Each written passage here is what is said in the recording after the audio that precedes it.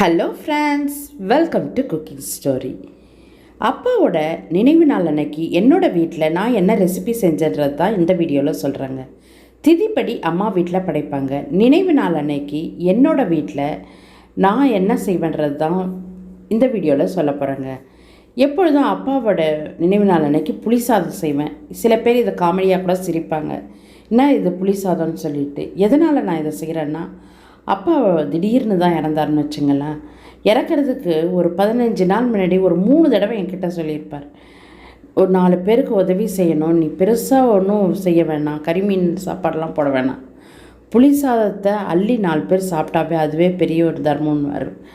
அது என் மனசில் நல்லாவே பதிஞ்சிட்டதுனால 2006 அப்பா இறந்தார். 2007 இந்த வருஷம் வரைக்கும் இந்த ரெசிப்பியை தான் நான் செய்வேன். என்னென்னா, புளி சாதம், மசால் வடை, கேசரி, இது தாங்க செஞ்சு வச்சு படைப்பேன் நான். இந்த புளி சாதத்தை இப்போ நான் 1 கிலோ அரிசிக்கான குழம்பு தான் இப்போ வைக்கிறேன். நான் ஃபஸ்ட்டே பொடியெல்லாம் நல்லா வறுத்து எடுத்துக்கிட்டேன். இந்த பொடி புளி சாதத்துக்கு பொடி வறுக்கிறப்ப கொஞ்சம் எள்ளு சேர்த்து வறுத்து பாருங்கள், டேஸ்ட்டாக இருக்கும். இந்த தடவை பொடிக்கு மல்லி சேர்க்கல, நான் கடலைப்பருப்பு, கொஞ்சம் மிளகு சீரகம் கூட சேர்த்துக்கிட்டேன், வெந்தயம் கொஞ்சம், காஞ்ச மிளகா, இதெல்லாம் தான் பொடி பண்ணி புளி சாதத்துக்கு போடுறேன்னு வச்சுங்களேன். இப்போ தாளித்து கொட்டிகிட்ருக்கேன்.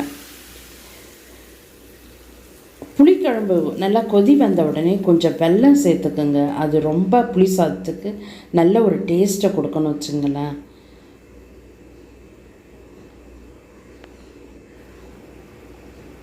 இப்போ நான் குழம்புக்கு கொஞ்சம் வெல்லம் சேர்க்குறேன் பாருங்கள். வெல்லம் சேர்த்துட்டு கடைசியாக இந்த பொடியும் போட்டு குழம்பை நல்லா சுண்ட வச்சு இறக்கிட்டால் புளிக்குழம்பு ரெடிங்க.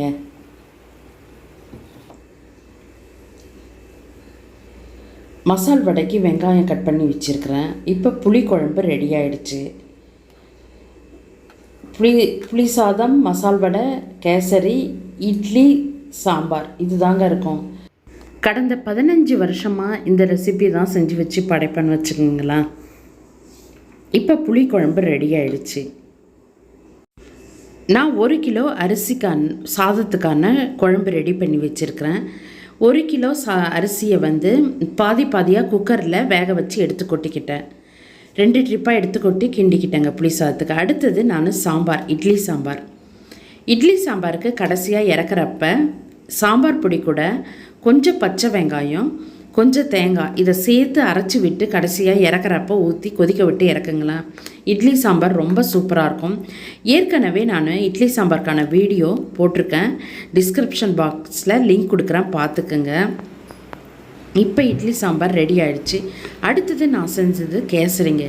கேசரிக்கு எப்போதும் ரவையை வறுக்கிற பக்குவம் ரொம்ப முக்கியம்.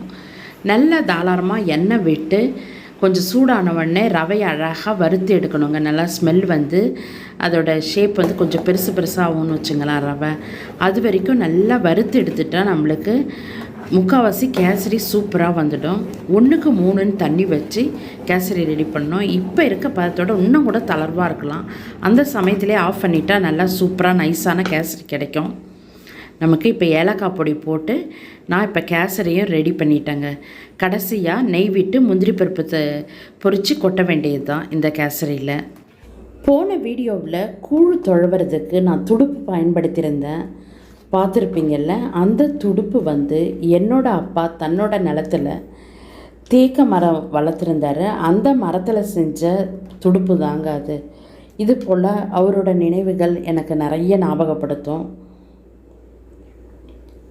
இப்போ 1/2 கிலோ அரிசியில் புளி சாதம் ரெடி பண்ணிட்டேன். மீண்டும் இன்னொரு 1/2 கிலோ அரிசி வடித்து அதை இந்த புளிக்குழம்புல ஊற்றி கிண்டணுங்க. சாம்பார், இட்லி சாம்பார் ரெடி. இன்னும் மசால் வடை, இட்லி தாங்க செய்யணும். இதெல்லாம் தாங்க நான் வச்சு படைப்பேன். அப்பா ஃபோட்டோ வைக்கிறதுக்காகவே இது போல் மாடை மாதிரி ரெடி பண்ணியிருந்தேன். இதுக்கு ஃப்ரேம் தைக்கணும்.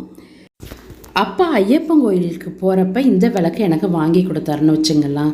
வெளியில் வாசகாலில் ஏற்ற சொல்லியிருந்தார். ஒரு தடவை என்னோடய வீட்டுக்கு அவர் வந்திருந்தப்ப நான் வேறு ஒரு விளக்கு எல்லாம் வெளியில் வச்சு ஏற்றுவாங்களே, அந்த விளக்கு ஏற்றிருந்தேன். எங்கே நான் கொடுத்த விளக்குன்னு கேட்டிருந்தார். நான் அதை உள்ளே ஏற்றிருக்கேன்பா பூஜை ரூம்லன்னு சொன்னப்போ, இல்லை அதை வெளியில் ஏற்றுனார். அதிலிருந்து இன்னைய வரைக்கும் இந்த விளக்கை தான் நான் வெளியில் வாசக்காலில் வச்சு ஏற்றுவேன். நினைவு நாள் அன்னைக்கு அவரோட படத்து கீழே இந்த விளக்கை ஏற்றுவாங்க. கடவுள் ரூபத்தில் அப்பா என்னோட துணையாக இருக்கிறாருன்றதுக்கு ஒரே உதாரணம், பல வருடங்கள் கழித்து என்னோட மகளை நான் பெற்றெடுத்தது தாங்க. என்னோட பொண்ணு குழந்தையாக இருக்கிறப்ப எங்கள் அத்தை, அதாவது அப்பாவோட அக்கா, என்னோட பொண்ணை தூக்குறப்பெல்லாம் சொல்லுவாங்க, இந்நேரம் உங்கள் அப்பா இருந்தால் பூரிச்சு போயிடுவானேன்னு சொல்லுவாங்கங்க. ஓகே ஃப்ரெண்ட்ஸ், தேங்க்ஸ் ஃபார் வாட்சிங்.